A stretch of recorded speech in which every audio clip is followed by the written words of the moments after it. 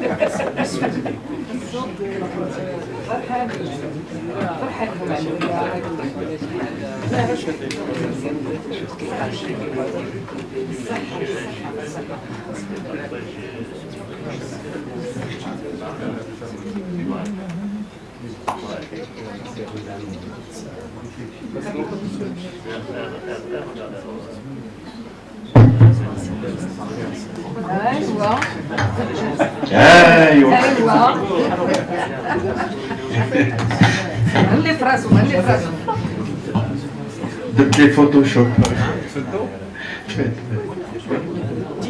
On m'a demandé de vous introduire le professeur Zahali. Bon, tout le monde connaît le professeur Zahali.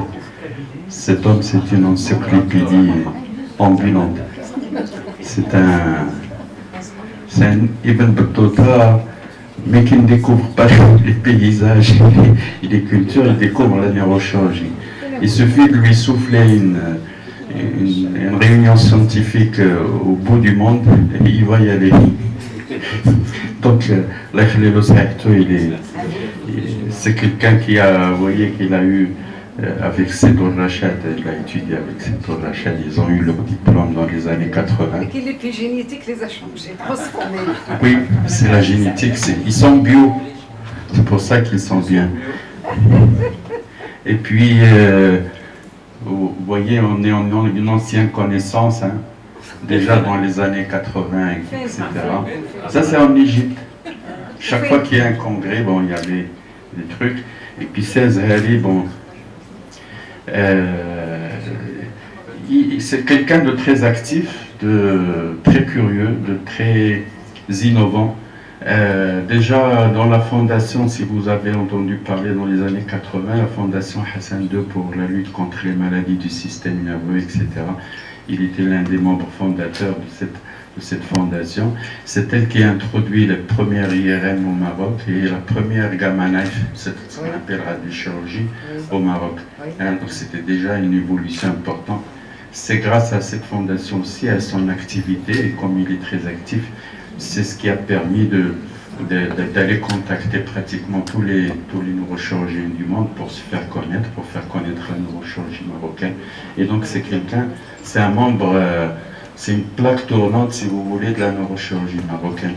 Vous voulez une information, vous la trouverez chez lui, vous voulez un avis, vous le trouverez chez lui. Et non seulement marocain, actuellement, il est pratiquement mondial. Vous pouvez vérifier de vous-même, hein, allez où vous voulez, vous dites neurochirurgien, vous diront comment va El Azhari. Hein? Bon, c'est El Azhari. Bon. Il déforme un petit peu le. Et donc, là c'est vraiment après un travail acharné à l'hôpital de Nourouch, où il était chef de service. Et puis il était aussi président de la Société marocaine de neurochirurgie à plusieurs reprises. Pourquoi? Parce qu'à chaque fois que la société avait un passage où il y avait des problèmes, on faisait appel à lui et chaque fois il était présent pour régler le problème, pour réconcilier tout le monde et pour que ça aille de l'avant. Et puis après l'hôpital de Nourouch, il a formé pratiquement plus d'une centaine de neurochirurgiens marocains et même africains, parce que c'était un centre de référence aussi. Il y a 2 centres de référence pour la formation des neurochirurgiens subsahariens africains, bon, mais africains aussi, donc des gens du Gabon, de Côte d'Ivoire, etc. Il y a un centre à Rabat et le deuxième centre, il était chez le professeur à Casablanca, et donc ça témoigne de la compétence de mon ami Azhari pour pour avoir cette certification de centre de référence par la fédération. C'est la Fédération mondiale des neurochirurgies qui donne cette certification. Donc quand il a fini son travail au CHU de Rouge, il n'est pas allé se reposer ou faire du privé. Il est retraité? Non, je dirais pas retraité, il est toujours jeune. Est-ce qu'il est retraité par rapport au CHU? Je dirais pas qu'il est retraité parce qu'il est toujours jeune. par rapport au CHU. نسيتي واحد النقطة، كان هو السي عابد يلغى بوكو في الفوت. نو ما كنسى والو، ما كنسى والو، غير كتزرد عليا دابا انت، ما كنسى حتى حاجة. Et donc il a fini le travail au CHU, il n'est pas allé en privé comme moi, et il est parti à la fondation Cheikh Khalifa. Pourquoi? Parce que c'était une jeune fondation, il y avait des jeunes hôpitaux, il y avait de la neurochirurgie, donc il s'est entouré d'une équipe, il a développé une équipe et il est toujours innovant. Par exemple, là c'était le premier scanner, voilà, on l'appelle AIRO, c'est un scanner péropératoire qui est très sophistiqué, etc. Donc il a fait une intervention avec ça. Il a introduit aussi ce qui est à la mode actuellement, les Deep Brain Stimulation liées à la maladie de Parkinson. Il a fait au CHU et qui demande beaucoup de travail parce que c'est les Deep Brain Stimulation pour la faire. Les premières, je me rappelle, au CHU, ça prenait 2 journées. 2 journées, le jour et la nuit. C'était vraiment épuisant et il a pu assurer ça, et même chez Khalifa. Voilà, il est partout, il est appelé pratiquement dans toutes les réunions internationales, il fait beaucoup de communication et là il est avec l'équipe de la fondation Hassan II qui est avec le professeur Khamilichi, parmi les plus connus mondialement aussi. Et actuellement il est actif qu'il est devenu le président de la Société de neurochirurgie de langue française. C'est elle où il y a tous les neurochirurgiens français et les neurochirurgiens de langue française, c'est-à-dire tous les Maghrébins, les Moyen-Orient et même en Amérique du Nord, les Canadiens, etc. Donc actuellement il est le président. Il y a une réunion qui va être faite en décembre, qui va organiser, chaque année il organise une réunion toute l'année. Et puis la Fédération mondiale vous en a parlé tout à l'heure, après l'organisation du congrès mondial en 2005, qui a réuni pratiquement 4000 à 4500 neurochirurgiens mondiaux. Et puis depuis, il est resté actif dans le comité de cette WFNS, la World Federation of Neurosurgeons. Et puis il a eu une reconnaissance avec cette médaille d'honneur qu'il a eue en 2017 dans le congrès d'Istanbul en Turquie.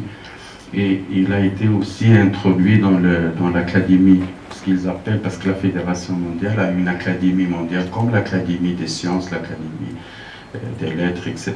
Donc l'Académie des neurochirurgiens qui est mondiale, c'est un membre actif. En Afrique aussi, il est très actif, je crois qu'il est président actuellement d'une confédération africaine, parce qu'il y en a une ou deux qui sont en Afrique. Et puis, c'est quelqu'un comme il l'a dit, j'ai beaucoup à le côtoyer, il est très agréable à vivre de compagnie, il est très, très sérieux, mais il est aussi très, très rigolo. Et il a beaucoup de patience et beaucoup de persévérance. Et je pense qu'il la tient de ça, de la pêche. C'est un grand pêcheur. Vous pouvez lui poser tout à l'heure la question que vous voulez sur les poissons. Il vous répondra. Qu'est-ce qu'il pêche? Il pêche tout. Parce que les pêcheurs, c'est pas tellement le poisson qu'ils pêchent qui les intéresse, c'est la façon de pêcher, c'est la patience, c'est le temps qu'ils passent dans cela. Et puis en plus de la pêche, vous connaissez tous Hakim Ziyech, hein? Oui. Et vous connaissez Yamin Yamel, Madame Oui, bien professeur Khalifa. Pourquoi vous connaissez Ziyech? Parce que il a... Mais c'est un grand... Non, parce qu'il a un pied gauche magique. Magique, oui. Le professeur Zahari aussi, il a un pied gauche magique. Pied beau, la pied gauche. Un pied gauche magique. il est fan de l'équipe verte, mais c'est pas le Raja. هذا ماشي الرجاء هذا 1923 Non, c'est pas le Raja, c'est l'OCK. Et comme je vous le disais, c'est une vraie encyclopédie. Donc, tu n'as rien oublié encore comme truc. non, voilà, si je devais en parler, ça prendrait beaucoup de temps. Là, j'ai Alors le caractère, parce qu'il a un beau caractère. Il a un très bon caractère. Il est serviable, il est, comment on dit, généreux. Bon compagnon. Un très très très bon compagnon. C'est vrai, c'est vrai. Mais il est, quand vous par exemple dans les voyages, il est un peu, il est infatigable. Vous rentrez à l'hôtel par exemple à 21h et vous dites, bon, là, on va changer, on va aller voir quelque chose. J'aurais dû t'appeler tout à l'heure pour parler de moi. Vous arrêtez d'être en isbicule. Non, ça c'est que des flashs que j'ai arrangés là dans la pause café. Très bien. Et donc comme c'est une encyclopédie sur matière cérébrale, je vous assure, hein, il est comment on dit, vraiment doué dans ces choses-là. Peut-être c'est les gauchers, hein, parce que la particularité, il est gaucher. Combien il y a de gauchers dans la salle? Personne, il est le seul, unique, il est unique. Et donc il va vous parler de l'origine du cerveau. Il va nous libérer les secrets du cerveau. Absolument.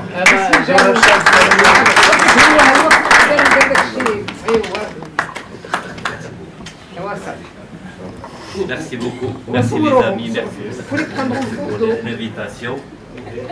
Et Achouri a été très généreux avec moi. Je crois que je vais essayer de modérer tout ça. Mais professeur Achouri, s'il dit que je suis un agréable compagnon, il n'y a pas plus agréable compagnon que lui. Exact. Alors, juste pour vous dire une chose, c'est que Kin'as Bekri, mais quand je suis le congrès, et une fois on était au Japon, et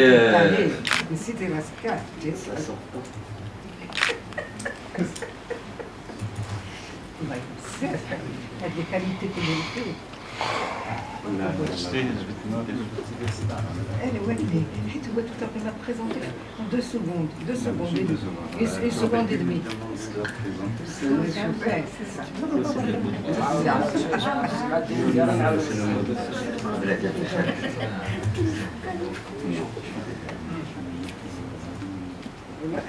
Tu le connais bien. alors, c'est Achouri, on était au Japon, c'était le dernier jour, à Tokyo. وطلبته في 20 قال لي غدا غنمشيو داك الشيء طلبته قلت يلا الله يخليك نشوفوا داك ما عرفت ميم بلي كومون سا سابلي سي دو جابوني واحد لو مارشي قال لي عافاك السي الزهري خليني راني الحوايج بغيت تشري الحوايج طلبته قلت لي عافاك السي محمد يلاه معايا بدينا غاديين باقي ما خديناش داك الميترو ديالو والشتا بدات كطيح ويقول يا ربي طيح الشتا ça je n'oublierai jamais. Alors, moi je vais essayer quand même de vous sortir de votre stress quotidien et de tout ce que vous pouvez recevoir comme stress pour vous emmener ailleurs, pour vous parler un petit peu du cerveau. Parce que souvent on s'est posé la question et c'était les neurochirurgiens qui m'avaient demandé cette conférence que je leur avais faite. Pourquoi le cerveau humain est comme ça? Parce que maintenant on sait énormément de choses, mais il nous reste tellement de choses à découvrir sur le cerveau. Mais avant, je voudrais juste vous dire que depuis 1 an et 8 mois, j'étais directeur du projet du complexe hospitalier universitaire de Dakhla, que j'étais nommé le 23 septembre en tant que doyen dans mais je m'occupe de toute l'université. Et bien sûr, on veut faire un CHU, c'est la volonté de Sa Majesté Lahoudo, mais toutes les volontés, marhaba. Moi, je vous avais tous mon téléphone, on va commencer à former des équipes. C'est le fait, Madame Haj Khalifa, c'est Achouri et Sibyl Lamine et tous les autres collègues se rappellent comment on a formé le CHU de Casa. Dinab Chouya Chouya. Je pense qu'on va faire la même chose. Si je suis parti là-bas, vous le savez très bien, c'est pas pour l'argent, c'est plutôt pour la passion et pour faire quelque chose pour le pays dans les provinces du Sud. Parce que ces provinces du Sud sont devenues un atout majeur et chacun doit contribuer un petit peu. Alors très rapidement, Kulchi à Madame Khalifa. Alors voilà, Il faut donc. enlever la... Voilà. Non, mais je suis branché sur le... Alors voilà très rapidement le projet. Il est, si vous connaissez Dakhla, il est à côté de la ferme de tomates cerises. Il est juste en face de l'Atlantique. Le projet, il y a 46 hectares. Il y aura une faculté de médecine, une faculté des sciences infirmières avec toutes les filières, une faculté d'ingénierie, une école d'ingénierie biomédicale, des logements pour les professeurs, des logements pour le personnel. C'est une ville pratiquement et on a déjà commencé les constructions, on est déjà sur les résidences des étudiants. Voilà l'hôpital, c'est un hôpital de 300 lits, toutes les filières seront comprises, hein, très rapidement avant d'entamer le sujet. Et voilà l'université, donc tout ça c'est des maquettes, et voilà la résidence la résidence universitaire de 800 lits. Alors, on a déjà commencé le 23 septembre, première promotion de la faculté de médecine de Dakhla, 100 étudiants exactement, 10 Africains. Et là, c'est la première promotion. On a retapé un lycée qu'on nous a donné, on a mis un amphi, en attendant que dans 2 ans, l'hôpital sera prêt parce qu'il va être construit en fast track. Je ne sais pas maintenant, c'est des nouveaux moyens de construction, ça va très rapide. Alors, très rapidement, regardez cette image du cerveau. Ça, c'est une IRM d'un patient. Ce n'est pas un dessin. C'est une IRM d'un patient. Et ça, c'est l'univers. Vous voyez, il y a vraiment une similitude. Alors, donc, je vais vous parler du cerveau. D'où il est venu ce cerveau?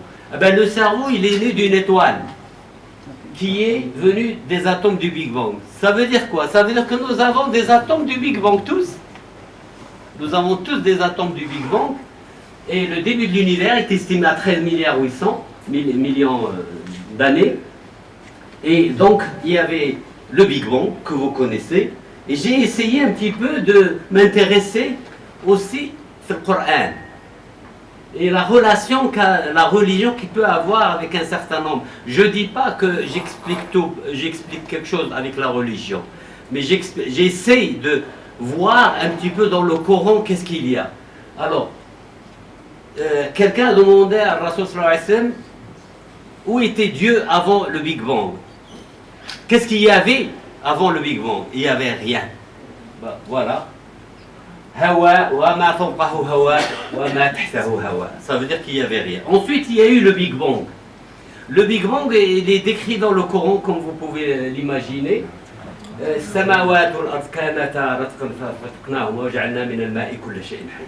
C'est extraordinaire cette phrase. Il y a eu le Big Bang, puis il y a eu l'eau. Et je vais vous expliquer par toutes les recherches que j'ai fait, parce que j'ai fait pas mal de recherches, aussi bien chez les collègues géophysiciens qui m'ont expliqué un certain nombre de choses, mais aussi certains collègues anthropologues, pour voir un petit peu ce qu'on appelle, soi-disant, l'évolution. Alors, au début, le système solaire était sombre.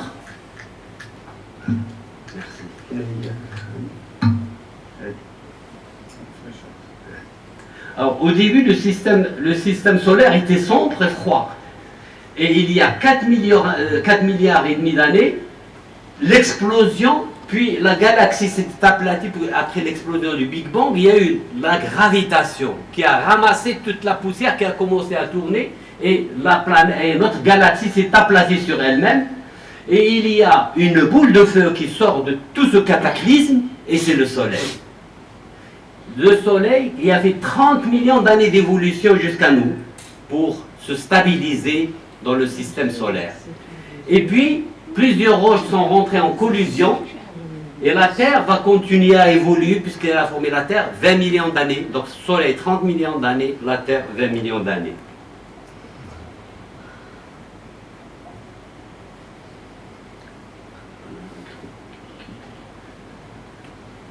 Alors, une immense donc boule de lave percute à la Terre et c'était une lune. Elle s'appelait Théa. Elle a tapé la Terre, elle s'est cassée en deux. Le deuxième morceau est revenu percuter la Terre et il l'a inclinée. Et comme la Terre tournait, il l'a inclinée, comme vous le voyez, de 23 degrés. C'est ce qui a fait par la suite les 16 ans. Donc à partir de là, la deuxième lune va tourner autour de la Terre parce qu'elle a été captée. Et dans l'univers, le premier atome apparu est l'hydrogène. Puis il a fait 3 atomes. Et c'est le feu, c'est l'hélium, c'est les soleils. Et puis les 3 atomes d'hélium, c'est le carbone, vous le savez. C'est la torab. Carbone, c'est du torab. C'est-à-dire que tout colle un petit peu. Et à partir du carbone, vous savez que le carbone, c'est la base de la vie.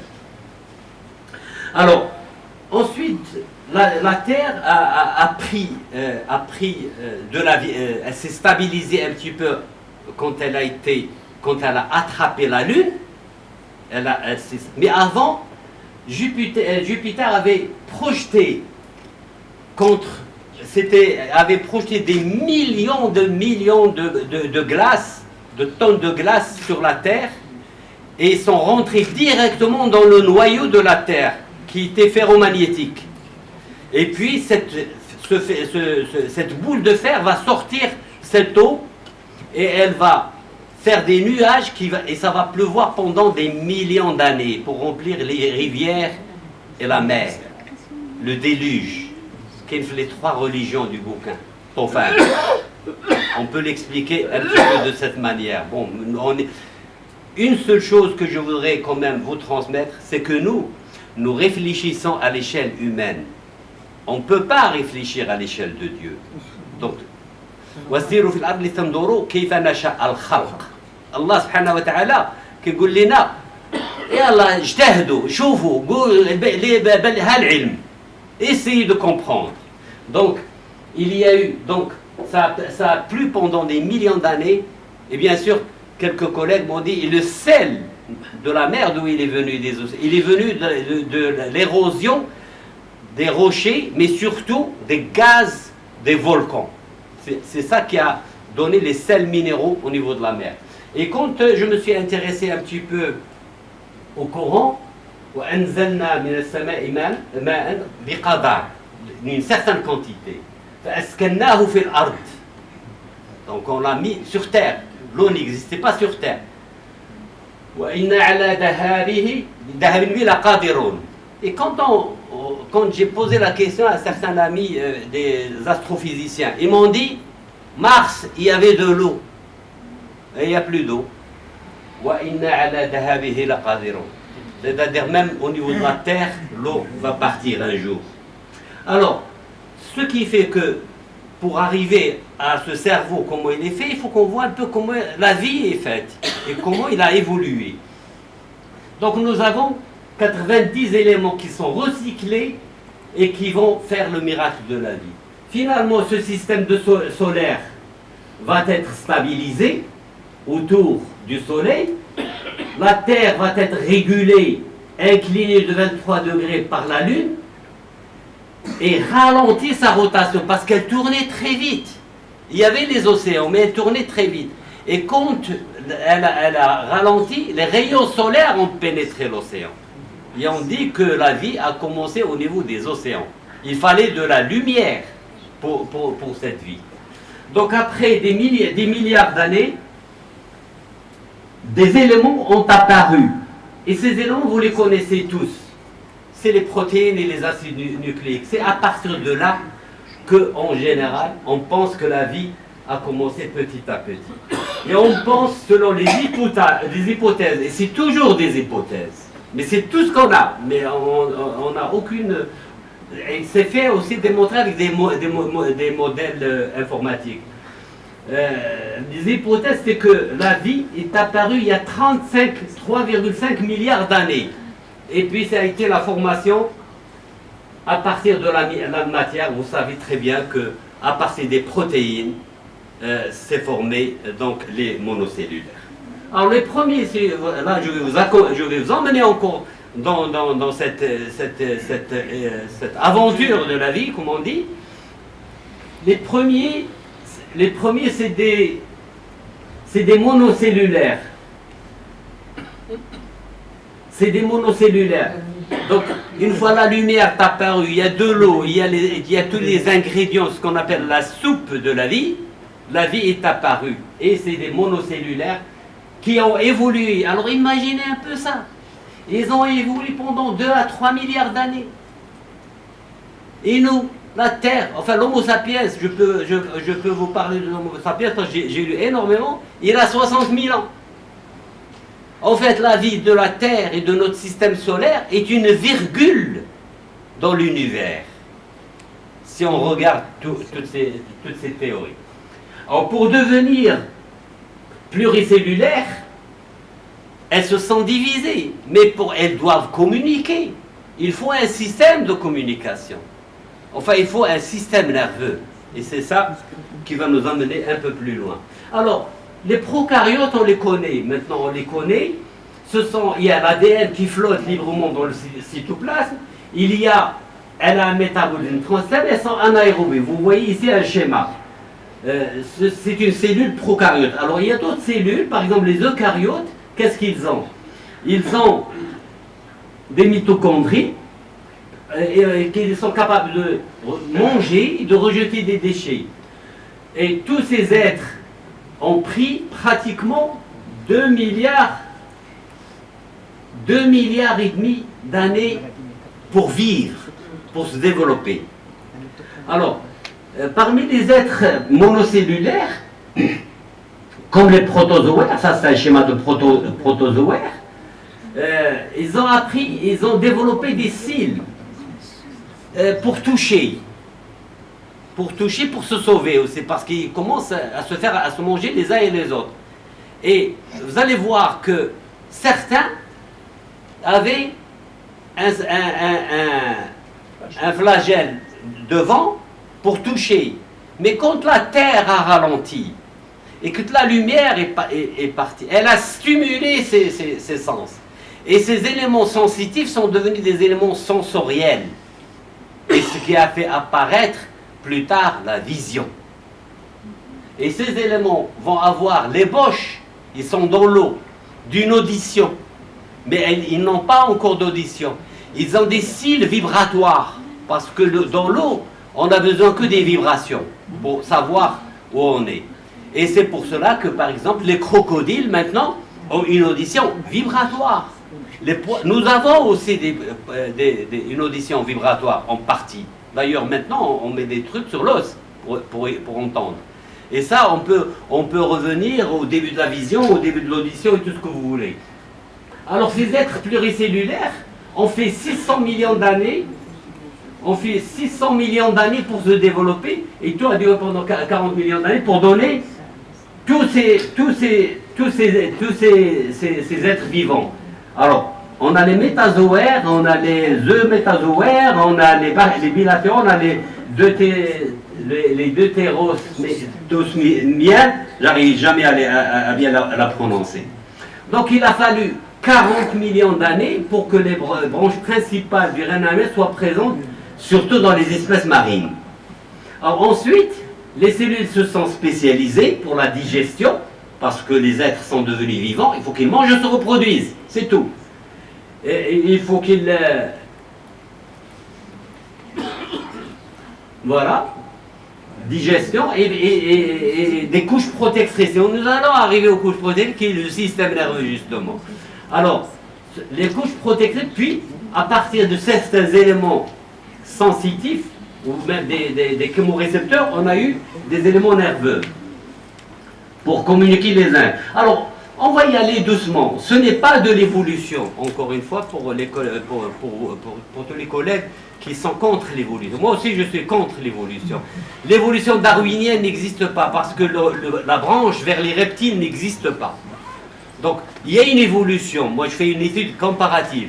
C'est différent de l'évolution. Et il faut toujours comparer avec les autres pour connaître la fonction. C'est très important. Alors, chez les vertébrés, il y a deux types. Les invertébrés, il y a deux types. Il y a les spongiaires qui existent toujours, hein, et il y a les cnidaires que vous connaissez tous. Alors, les spongiaires ne possèdent pas d'éléments nerveux. Par contre, les cnidaires ont une espèce de cellules nerveuses qui communiquent entre elles. Je ne vais pas vous casser la tête avec ça. Alors, le ralentissement donc de la Terre a permis l'entrée des rayons solaires et l'apparition des cellules nerveuses spécialisées à la lumière, qui est la vision. L'audition au départ dans l'eau, elle est vibratoire, elle va évoluer. Et puis l'apparition de l'arc réflexe, une fois qu'on a le système nerveux, on a un arc réflexe. Alors, on a également ce qu'on appelle les eupnériens. C'est les escargots et les mollusques. Le système nerveux se trouve dans le tube digestif, à la paroi ventrale. Et à un certain moment, il y a eu des problèmes parce que son système nerveux se trouve entre sa bouche et son tube digestif. Donc il y a ce qu'on appelle, ce que les scientifiques appellent l'impasse de l'évolution. Mais ce n'est pas une impasse parce qu'ils se sont adaptés. Et puis, les vers de terre, ce sont les premiers à avoir une tête. Parce qu'ils ont développé un type neural et ils ont centralisé leur tube neural en avant. Et donc, ce sont les premiers animaux à concentration céphalique. Et puis, les mollusques, les céphalopodes, ils sont toujours là. Les pieuvres, etc., ont des récepteurs sensitifs. Ils ont tous des récepteurs sensitifs, sensoriels, qui ressemblent un petit peu aux mammifères. Mais on ne va pas dire qu'ils vont devenir mammifères. Mais ils ont un système nerveux sensitif et sensoriel. Un seul but, manger, se reproduire. Alors, les insectes, regardez les insectes, ils ont développé un cerveau comme l'être humain. Mais c'est un protocérébron, un deutocérébron et un tricérébron. Et puis c'est que des ganglions le long de leur système nerveux. Ça c'est le tube digestif.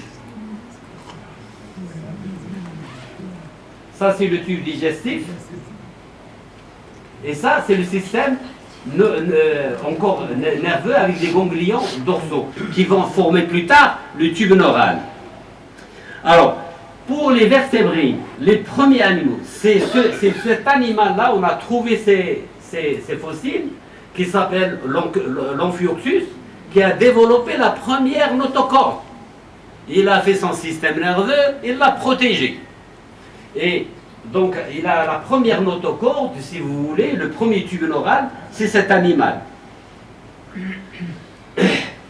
Donc, chez les vertébrés, qui sont apparus il y a 600 millions d'années, sur toute la longueur de leur colonne, on a pratiquement une colonne vertébrale ou une ébauche de colonne vertébrale. Et puis, par la suite, leur tête s'est renflée pour former la tête. Alors, ensuite, ça, il faut toujours parler de l'histoire de la Terre. L'histoire de la Terre, dans la vie, il y a eu des extinctions. Il y a 5 grosses extinctions. Et la plus importante, il y a 220 millions d'années, l'hécatombe des animaux marins. Pratiquement plus de 70% d'animaux marins sont partis, sont morts. Il y a eu des cataclysmes. Mais ceci a favorisé l'explosion des mammifères. Et parmi les mammifères, les premiers mammifères qui se sont vraiment, c'est ceux qui creusaient comme les rats et les souris. C'est les rongeurs. On dit que ce sont les rongeurs qui ont sauvé les mammifères. Et maintenant on les déteste. Alors voilà un peu la chronologie pour vous rentrer dans. C'était une petite introduction pour vous sortir de la médecine, mais également pour vous introduire le sujet. Voilà la chronologie. C'est une chronologie encore comparative et non d'évolution. Vous avez, il y a 500 millions d'années, apparition du tube neural. Donc ça fait quand même un demi-milliard d'années. Il y a 400 millions d'années, pardon, Chez qui? chez l'Amphiuxus. D'accord. Et c'est lui qui a fait le tube neural. Et il l'a protégé par du calcaire dans un premier temps pour former l'os. Ensuite, et la colonne vertébrale qui est restée jusqu'à chez nous. 400 millions d'années, apparition des amphibiens avec un poumon, parce que quand il y a le poumon, le cerveau, le système nerveux est mieux oxygéné, il va se développer davantage. Puis il y a 300 millions d'années, apparition des reptiles à œufs de coque. Alors, de passer à la fécondation de l'œuf au placenta, c'est une autre histoire. Comment est-ce que l'œuf s'est planté dans l'utérus? Qu'est-ce qui a favorisé ça? Bon, les théories, je peux vous le dire tout de suite, c'est viral. Ils disent que c'est un virus qui a pu permettre l'implantation d'un œuf, la nidation d'un œuf dans l'utérus et puis la formation du placenta. Bon, mais ça, c'est une autre... Puis, ensuite, il y a 200 millions d'années, apparition des animaux à sang chaud, les oiseaux et les mammifères. Le cerveau s'est progressivement agrandi avec les premiers primates. Et là, ce n'est pas des théories, ni des théories de l'évolution. Il y a des fossiles, des simiens, il y a des fossiles, des hominidés, c'est des êtres humains qui ne sont pas des humains. Mais on trouve des fossiles sur la Terre, ça veut dire qu'ils ont vécu. Et il y a également les humains, c'est pas nous. Des humains sont apparus il y a 2,5 millions d'années. Mais ces humains-là, il y a parmi eux, par exemple, l'homme du Néandertal, que vous connaissez parfaitement, qui a croisé même l'Homo sapiens, et qui n'a pas pu vivre longtemps, parce qu'il n'a pas pu s'adapter avec l'Homo sapiens. Et même que l'Homo sapiens avait pris les femmes de Néandertal, mais ça n'a rien donné, parce que sur le plan génétique, ils étaient complètement différents. Donc c'était deux espèces différentes. Donc les humains, nous, c'est l'Homo sapiens. Mais il y avait d'autres humains. D'ailleurs, même dans notre religion, il y a d'autres humains, si vous lisez bien le Coran. Alors, moi, à chaque fois, beaucoup de collègues parlent de l'évolution. L'évolution. Regardez cette leçon d'embryologie dans le Coran. Il y a une leçon d'embryologie que j'ai faite par dessin, ici. À partir d'une cellule, deux cellules, un seul organe, et puis ainsi de suite. Vous connaissez l'aya, c'est pas la peine qu'on est tous fatigués, on ne va pas rentrer dans les détails. Pour moi, ça c'est une évolution également. Mais ce n'est pas l'évolution darwinienne, bien entendu. Alors voilà, en gros, l'évolution darwinienne, si vous voulez. Je la mets comme ça, juste à titre indicatif. Mais il manque la chaîne de l'évolution vers les reptiles. Des poissons vers les reptiles, il faut un animal. Pour l'instant, il n'est pas trouvé. Alors, maintenant, on va aller vers l'humain. L'évolution, donc, du système nerveux des vertébrés inconnues depuis des brusques, il y a des étages. Et ça, c'est très important. Vous allez voir, c'est là où je vais insister. Les vertébrés, les oiseaux, etc., je ne vais pas trop vous casser la tête, seulement pour parler des systèmes nerveux comparatifs. Chez les oiseaux, c'est curieux. Il y a énormément de neurones. Par rapport aux mammifères, il y a énormément, la densité de neurones est très importante. Donc les connexions sont très importantes. Je viens de lire, il y a un mois, un article dans le journal Le Monde sur les études de recherche sur le cerveau de la mouche. Nous, on disait, les insectes ont un système nerveux périphérique et un petit peu de quelque chose pour la vision et tout, parce qu'ils ont des gros yeux. Mais finalement, il paraît qu'ils ont trouvé, avec beaucoup de recherches avec des microscopes électroniques, qu'elle a un petit cerveau, que la mouche a un petit cerveau. Mais ça bien sûr, moi j'aimerais bien, j'attendrai de voir les images. Alors, donc, les oiseaux ont des hémisphères cérébraux, ils ont un cervelet, très développé bien sûr, ils ont une réduction du bulbe olfactif, une écorce cérébrale épaisse mais très dense, et une absence presque totale des circonvolutions. Et lorsque vous voyez les oiseaux, lui et la vue sont très développés. Par contre, les oiseaux n'ont pas d'odorat. Ils n'ont pas l'odorat et le goût sont presque peu développés. La langue qu'ils ont, c'est pour avaler, c'est pas pour goûter. Alors les mammifères, l'apparition du placenta, j'en ai parlé tout à l'heure, va jouer un rôle important dans le développement du cerveau parce qu'elle va mettre le fœtus avec une bonne maturation au chaud. Et ce fœtus va avoir un développement cérébral pendant 9 mois, ce qui va donner énormément de chance à un développement important. Puis, il y a eu l'agrandissement de la cavité crânienne et de la colonne vertébrale, et ça, c'est de l'anatomie. Le cerveau va comprendre des structures différentes, je vais vous en parler, et surtout que je me suis trompé encore. L'audition et la vision se sont énormément développées. Alors, l'audition, c'est très curieux. C'est le premier sens. C'est le premier parce qu'on a une audition vibratoire, on la garde. C'est une audition qu'on a héritée des autres espèces. Et donc l'audition, mais elle va évoluer parce que le cerveau va évoluer, va y avoir la constitution des osselets, le tympan, puis l'influx nerveux vers le nerf auditif, etc. Alors voilà les couches. Voilà comment nous sommes. J'ai fait un schéma comme c'est bien le faire mon ami professeur Achouri, avec des stylos et des papiers. Alors ça c'est le cerveau, si vous voulez, des mammifères de manière générale, mais c'est surtout humain. Nous avons le néencéphale, nous avons le paléencéphale, et nous avons l'archéencéphale. Nous avons tout ça. Nous avons ce cerveau très développé chez les reptiles. Nous l'avons.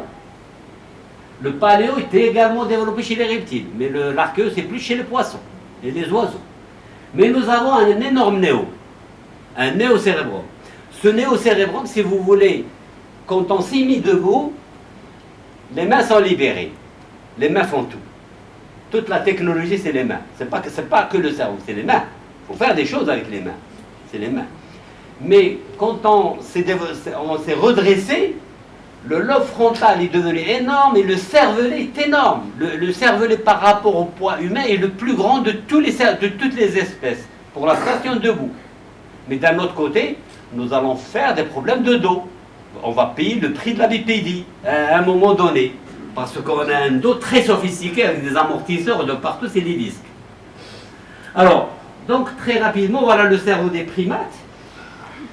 Comme vous pouvez le voir, ça c'est les prosimiens, ils existent toujours. Hein. Vous voyez que finalement, il a quand même un cervelet, un cerveau assez énorme, mais très peu de circonvolution. Si on voit le cerveau des simiens, la boîte crânienne devient plus volumineuse, le massif facial tend à se réduire, et déjà il regarde vers l'avant. Le cerveau est encore de type primitif, moins important, mais plus important que les précédents. Et puis les émissaires vont tendre à s'allonger pour couvrir le cervelet, parce qu'il va se mettre debout. Ensuite, il y a les humanoïdes. Ce sont des singes qui sont bipèdes, et cette bipédie aurait favorisé l'irrigation du cerveau, aurait oxygéné mieux le cerveau et donc augmentation du volume, etc. Puis les membres supérieurs sont plus libres, ce qui fait que quand les membres supérieurs se libèrent, le cerveau, les fonds, vous savez, vous connaissez la plasticité cérébrale, eh bien, elle existe même dans les espèces. Si l'espèce se redresse et qu'elle utilise moins les pattes, elle va utiliser beaucoup plus le cerveau. Voilà les singes anthropoïdes. Donc, alors, j'ai bientôt fini, Madame Haj Khalifa, j'ai bientôt fini. Je vais m'asseoir là. Alors, ce qui est bien, c'est que les singes anthropoïdes qui existent toujours, leur poids c'est de 500 grammes seulement. Ils ressemblent énormément au cerveau humain. Sa différence, c'est l'operculisation, c'est très peu de différence, c'est la scission de cervix qui sépare le lobe frontal du lobe temporal. Et c'est ce lobe temporal, le planon temporal gauche, chez l'être humain est hypertrophié, c'est le langage. Vous avez, il y a très peu de différence. entre ces espèces. Alors, ça, c'est des cerveaux de fossiles retrouvés sur Terre. C'est pas des dessins, c'est pas des... Alors là, vous avez vu, il y a 6 millions d'années, 3 millions d'années, regardez comment il a évolué. Il a évolué très lentement, si on parle d'évolution ou de comparaison, pour arriver très fort ici. Ici, il a pris très peu de temps, peut-être quelques milliers d'années pour que le cerveau devienne énorme. Et donc là, d'après la paléontologie, l'Homo habilis avait un cerveau moins d'1 kilo. L'Homo erectus, qui s'est redressé, son cerveau s'est développé pour avoir 1 kilo. Il était intelligent, l'Homo erectus, parce qu'on a trouvé des objets bien travaillés à côté de son squelette. L'homme des Néandertals, il avait un cerveau plus gros que l'Homo sapiens. Mais pourquoi il n'a pas survécu? Bon, l'homme des Néandertals était en Europe. Et en Europe, il n'était pas cueilleur-chasseur. Il était uniquement chasseur, parce qu'il y avait les glaciations. Et il mangeait que les animaux. Donc, finalement, l'homme, ils se sont rencontrés avec l'Homo sapiens, mais il n'a pas survécu. Pourquoi? Parce qu'il n'était pas sociable. Il ne vivait pas en société. Or, l'Homo sapiens, qui est Tana, vivait en société, et donc il a pu faire disparaître l'homme des Néandertals. Donc voilà, si vous voulez un petit peu, c'est la même diapo. Voilà, donc pour vous résumer, nous avons l'arché, nous avons le paléo, tout ça, tous les animaux là, pratiquement les vertébrés, et nous avons le néant. Regardez l'archéo, il est développé chez les poissons et les reptiliens, il est très ancien. Voilà à quoi ça sert, c'est de l'automatisme, manger et se reproduire. Le paléo est représenté chez nous par le tronc cérébral, on va voir ça. Il est très important pour la mémoire et l'émotivité. Pourquoi la mémoire et l'émotivité se sont développées? C'est pour fuir les prédateurs. Il faut qu'il le mémorise, il faut qu'il mémorise sa proie aussi. Donc il a développé la mémoire et l'émotion. Et ensuite, le néo chez les mammifères supérieurs, donc il réfléchissait comme l'Homo erectus et l'Homo habilis, mais l'homme, pas l'Homo sapiens, mais l'homme de manière générale, même si il est très ancien son cerveau, il l'utilise pour l'intellect. La raison et l'imagination, c'est surtout la conscience. La conscience, on dit que ces animaux-là n'ont pas de conscience, les animaux, les mammifères, mais on ne sait pas en fait. Alors, au stade initial, la plaque qui va constituer le système nerveux et la moelle épinière à son extrémité de cerveau. Donc, finalement, au cours des millions d'années, les structures se sont superposées, l'archéo, Jafokmeno le paléo, ou Jafokmeno le néo, et se sont connectés. Alors, il y a une chose que... Il y avait un collègue africain, Kalongo, que tu connais, il m'avait demandé, il est où l'archéo? Il est dans le tronc cérébral. Et dans le diencéphale, quand j'ai faim, j'ai faim. Ça, c'est le paléo.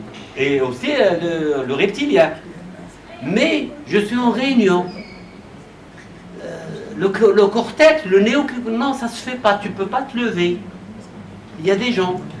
Donc il le contrôle. Il contrôle le néo. Le néo contrôle le paléo et l'archéo. Donc il contrôle les émotions, il contrôle l'agressivité, etc. Mais à quel moment, il m'a dit, à quel moment l'archéo refuse d'obéir au néo? Il va se révolutionner, il va faire un crime, par exemple. Pour les crimes, s'il n'y a plus de contrôle du néo. Voilà donc encore le même schéma. Le néo va contrôler tout le reste. Le néo, c'est ça. Le paléo, c'est ça. Et l'archéo, c'est ça. Alors l'archéo, il va contribuer, voilà ses fonctions. Faim, soif, vigilance, fuite, agressivité, sommeil, reproduction. Très développé chez les poissons et les batraciens et les reptiles. Chez l'homme, il est représenté par le tronc cérébral.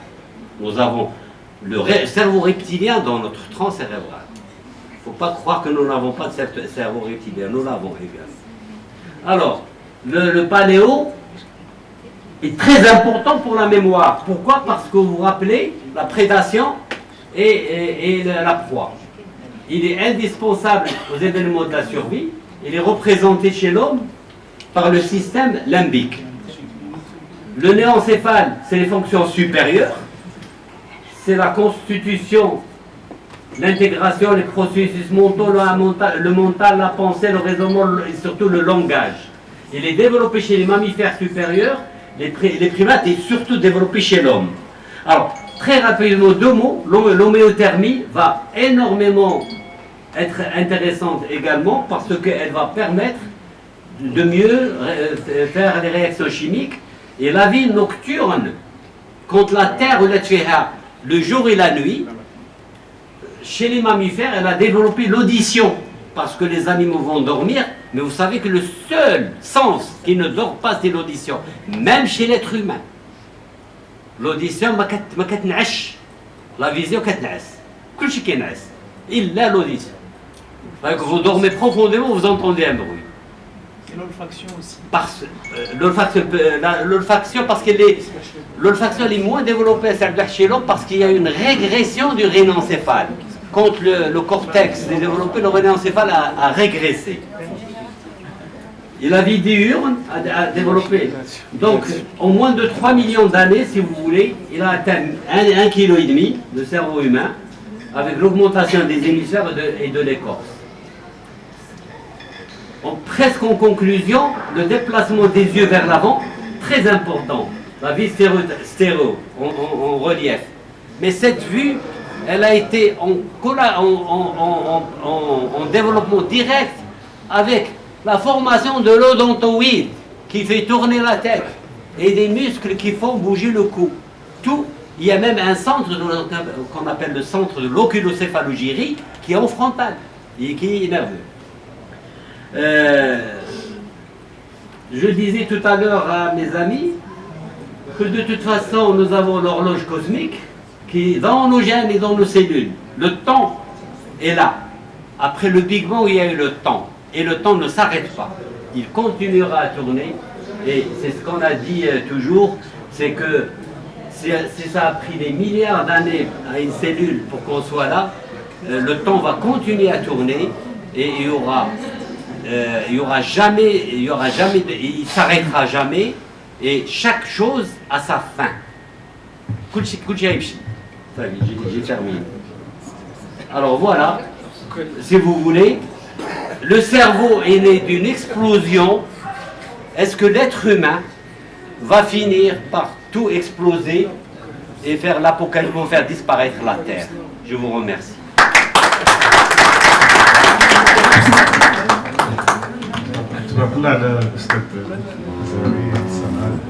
C'était passionnant et je crois que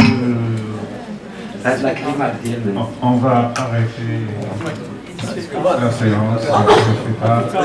Et le dîner, ça va être au niveau de cette salle. Est-ce qu'on peut faire une photo de groupe?